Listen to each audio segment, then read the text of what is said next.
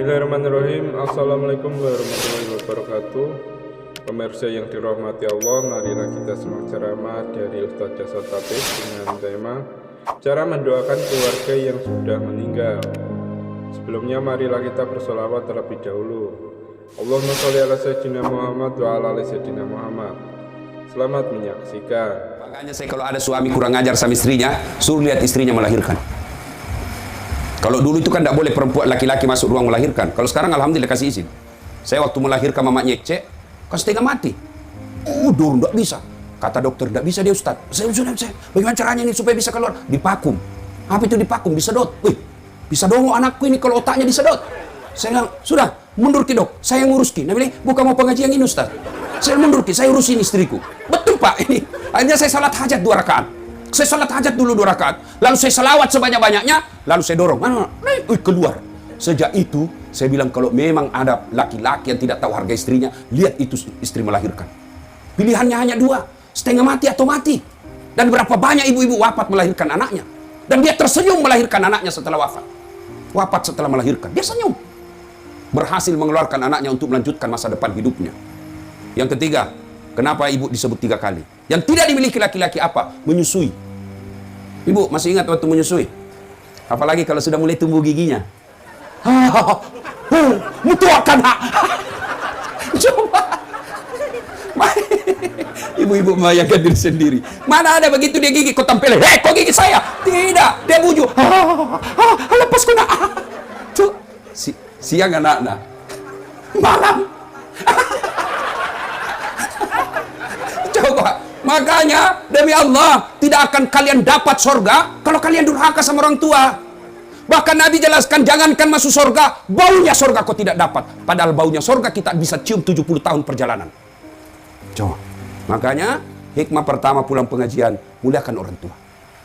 Ustadz, orang tua saya dari kecil dan tidak urus saya, nenekku yang ngurus kak, tidak ada urusan dosanya bapakmu kepada Allah. Urusanmu muliakan orang tua. Nah, bagi anaknya almarhum. Almarhum ini yang sudah meninggal. Bagaimana cara berbuat baik Ustadz? Bapak saya sudah meninggal. 1, doakan. Bagaimana doakan orang meninggal? Minimal, dengar baik-baik. Anak-anaknya ini almarhum, ahli warisnya. Doa tidak harus bahasa Arab. Doa tidak harus yang ada dalam Quran dan Sunnah yang dalam buku-buku doa. Tidak. Apa yang kita doakan orang yang sudah meninggal? Ya Allah, ampuni dosa orang tuaku. Itu yang pertama. 2, terima amal ibadahnya. Ada amal tidak diterima? Ada. Amal apa? Amal pilkada. Bagi-bagi jilbab, bagi-bagi sarung, bagi baju-baju seragam, karena mau dicoblos, demi Allah tidak ada pahalanya di akhirat. Ya Allah, mana pahalaku? Saya bagi-bagi sembako, habis uangku 2 miliar. Nabi malaikat, bohong tuh ang. Dia itu bagi-bagi sembako karena mau dicoblos. Maka, ya Allah, mana pahalaku? Saya umrahkan orang 50 ketika pilkada. Bohong, dia mau dicoblos. Allah kata, sudah, kan sudah mau dicoblos. Tidak ada pahalamu sekarang. Maka kalau ada kelakuan begitu orang almarhum, kita doakan. Ya Allah, terima amal ibadahnya. Yang ketiga, lapangkan alam kuburnya. Ampuni dosanya. Terima amal ibadahnya. Lipat gandakan segala kebaikannya. Lapangkan alam kuburnya. Jadikan kuburnya menjadi taman-taman surga. Lebih mulia lagi kalau kita tutup. Allahumma ghafirli wali walidayya warhamhuma kama rabbayani shaghira. Tapi sayang 1000 sayang. Banyak orang baca doa ini. Tapi Pak Imam nasuruh. Kan banyak orang tidak tahu bahasa Arab. Selesai lebaran, pergilah ziarah kubur. Pak Imam tidak tahu bahasa Arab, Pak Doja tidak tahu bahasa Arab, dia juga tidak tahu bahasa Arab. Ibu-ibu gaul, bajunya hitam, roknya hitam, kacamatanya hitam, payungnya hitam, pergi ziarah kubur. Doakan mamaku. Duduk mak ibu, sama-sama mi duduk. Nah baca mi di doa ini Pak Imam. Allahumma ghafirli, nah bilang ini ibu amin. Amin. Wali walidayya, amin. Warhamhuma kama rabbayani shaghira, amin. Dalam hatiku, kasihannya ini ibu, dia kira mamanya didoakan, padahal mamanya Pak Imam nak doakan. Apa artinya itu tadi? Allahumma ghafirli, ya Allah ampuni dosaku. Siapaku? Ya Pak Imam. Di belakang kita, amin. Wali walidayya, kedua orang tuaku. Orang tuanya Pak Imam. Sudah dikasih pisang, dikasih amplop, suruh naik doa ke mama, tak mamanya nak doakan. Coba ini yang banyak. Maka berdoa tidak harus pakai bahasa Arab. Selesai sholat Bapak Ibu, ini anak-anaknya almarhum. Selesai sholat, baca doa. Sampaikan minimal Al-Fatihah. Bagaimana caranya? Ila hadratin Nabi Mustafa Muhammad sallallahu alaihi wasallam, summa hususil ruhil almarhum Haji Muallim Babinru. Al-Fatihah. Baca Al-Fatihah. Sudah itu, ya Allah, ampuni dosa orang tuaku, terima amalnya, lipat gandakan segala kebaikannya, lapangkan alam kuburnya, lalu tutup dengan doa Allahumma ghfirli wali walidayya warhamhuma kama rabbayani shaghira. Amin ya rabbal alamin. Ustaz, kenapa orang kalau doa sudah begini selesai begini? Itu tambah-tambah gitu. Boleh juga tidak begini, boleh. Apalagi sekarang corona. Dianjurkan jangan pegang muka. Kenapa paling begini, Ustaz? Cuma kebiasaan. Kenapa na muka? Karena lebih nyambung. Masa Bapak amin ya rabbal alamin? Itu tidak nyambung lagi. Ya, doakan. Yang kedua, dengar baik-baik. Ini ahli warisnya almarhum. Yang kedua, kalau sudah meninggal bagaimana cara berbuat baiknya, Ustaz? Kunjungi karib kerabatnya, anak-anaknya almarhum. Setelah menuntut ilmu, lalu ditugaskan keluar daerah dan menetap di daerah tugasnya. Jangan sampai kau lupakan keluarga yang ada di Sopeng. Datangi saudaranya bapak, datangi nenek, mungkin itu kita datangi. Begitu cara berbuat baiknya kepada orang tua yang sudah meninggal.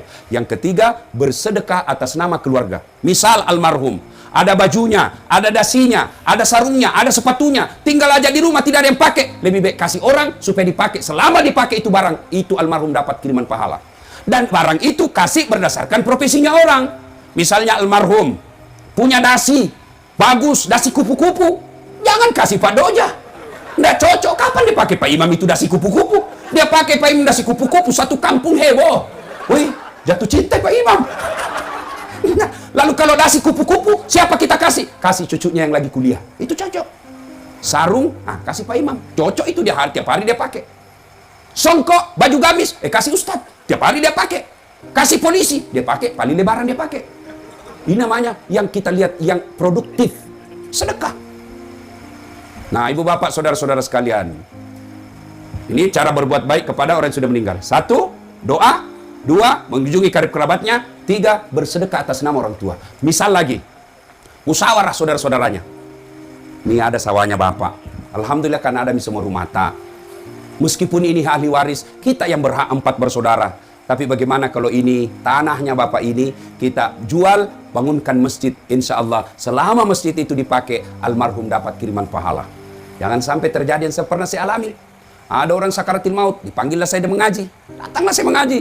Begitu saya baca ngaji, anaknya musyawarah di luar tamu. Musyawarah anaknya di luar tamu. Apa dia bahas? Bicara kakaknya. Saudara-saudara sekalian, ini bapak sebentar lagi meninggal dunia, meninggalkan kita. Supaya tidak ada keributan-keributan, maka mulai hari ini perjelas siapa yang ngambil sawahnya bapak di kampung. Saya dengar, saya bilang, wah, keluarga apa ini? Saya keluar, saya bilang, Pak, bapak masa bapak sakaratil maut kok sibuk di sini? Saya ini orang lain. Saya keluar, saya pergi. Siapa yang gagal? Siapa? Orang tuanya gagal mendidik anaknya. Maka ibu-ibu, sebelum segalanya terlambat, didik anak. Nggak usah bangga anak kita tinggi sekolahnya, sampai ke jenderal, sampai direktur, sampai anggota DPR, kepala dinas, kalau dia tidak ada manfaat buat orang tua. Nggak ada. Kan biasanya ini kita kasih senang orang. Itawa.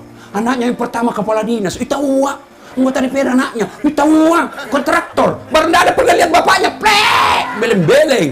Apa itu anak kontraktor, anggota DPR, kepala dinas kalau nggak pernah kau dilihat? Yang hebat tuh, Itawa. Anaknya kasihan, pegawai honor. Tapi tiap minggu itu ada datang bawakan pisang bapaknya. Itu meskipun dia pegawai honor, ada manfaat. Siapa yang salah kalau anak kita tidak baik agamanya? Orang tuanya. Nggak ada orang lahir langsung jadi preman. Nggak ada orang lahir langsung jadi pengedar narkoba. Tidak. Kata Nabi, anak itu dilahirkan dalam keadaan fitrah. Ibu bapaknya membuat dia majusi, nasara, ataupun Yahudi. Maka ibu, tidak usah cemas kalau anak tak cuma pegawai honor. Tidak usah cemas kalau dia daftar tentara tidak lulus. Tidak usah malu kalau anak daftar pegawai negeri tidak berhasil. Tapi malulah ketika anak kita sudah balik, sudah sarjana tidak tahu sholat di masjid. Malu itu. Nah, orang tua sekarang kan bangga sekali kalau pintar bahasa Inggris anaknya. Itahu astas, jauh sepupuku yang orang Sopeng. Jagona tahu, kenapa masih SD pintar bahasa Inggris anaknya? Apa jagona itu, Bu? Tahu masih SD. Banyak itu yang bisa begitu. Masa banyak Ustaz? Pergi makin di Inggris. Tuh anak-anak di Inggris masih kecil pintar bahasa Inggris semua. Apalagi zaman sekarang, tidak perlu orang jago bahasa Inggris. Saya pergi Itali, tahu Itali? Tahu Itali, ceramah di Roma, tahu Itali? Tahu Ibu? Itu batu-batu lurus belok kiri. Saya kan tidak tahu pakai bahasa Itali, nyasar kak malam-malam. Mau kapi cari rumah makan halal, nyasar. Mau tanya orang tidak tahu bahasa Itali. Woi, ku ingat ada Google Translate. Saya buka HP ku, buka aplikasi Google Translate, ku rekam. Tolong tunjukkan saya rumah makan halal. Wih, keluar terjemahannya dalam bahasa Itali. Ku panggil orang ada lewat, Mister. Hirantong ini orang ditanya Mister. Mister. Datang. Selesai. Apa enggak penting? Bahasa Inggris. Memangnya kalau ibu nanti meninggal, anaknya pakai bahasa Inggris berdoa? Ah, ibu, oh my God, please help me my mother. Talekan. Mana bisa? Tetap bahasa Bugis. Nah, maka tidak usah cemas soal itu. Yang kedua, ini biasa kita salah mendidik anak. Terlalu cemas soal perut. Jangan makin cemas soal perut. Ada orang di Sopeng mati kelaparan? Hah? Ada orang Sopeng mati kelaparan anaknya? Kita tidak mungkin orang Indonesia ada orang kelaparan anak kita di samping. Tidak mungkin.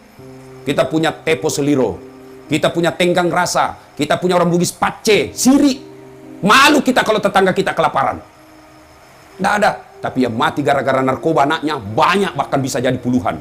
Mati karena tawuran banyak. Itu berarti bukan soal perut yang ibu cemaskan, tapi apa? Mendidik anak. Ibu-ibu, bu, tahu cicak? Tahu cicak? Apa namakan itu cicak? Masuk akal?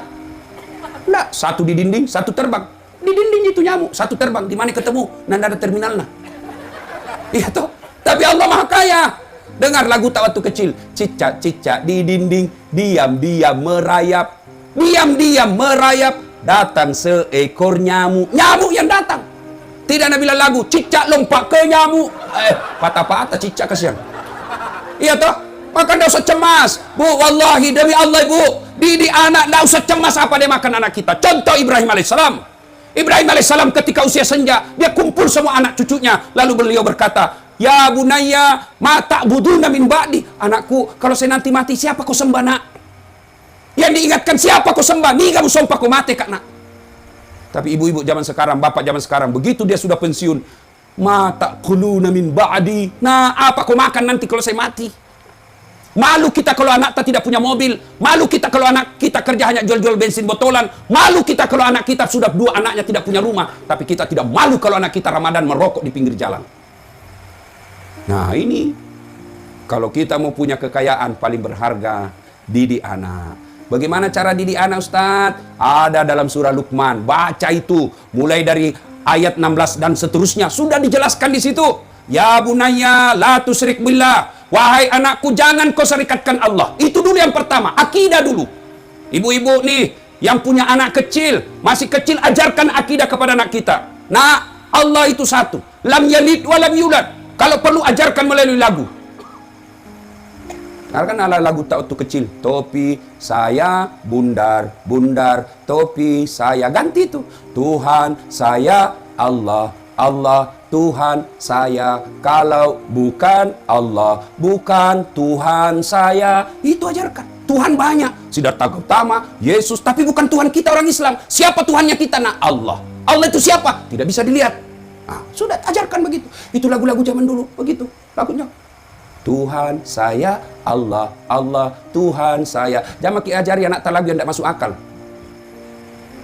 Fu ami ami belalang kupu-kupu, siang makan nasi, kalau malam minum susu. Mana ada belalang minum susu sama makan nasi? Tolo-tolo. Itu saya kecil itu memang bagus-bagus itu lagu. Coba itu tak kecil. Lagu takkan bagus-bagus. Katakan Tuhan itu satu. Ini lagu namanya Rama. Mungkin Tuhan mulai bosan melihat tingkah kita yang selalu salah dan bangga dengan dosa-dosa, atau alam mulai enggan bersahabat dengan kita. Coba kita bertanya pada rumput yang bergoyang. Itu lagu orang dulu, bagus lagunya toh. Sekarang lagunya anak-anak kita apa? Pulang-pulangku berbadan dua. Matampu li sudah cilaka.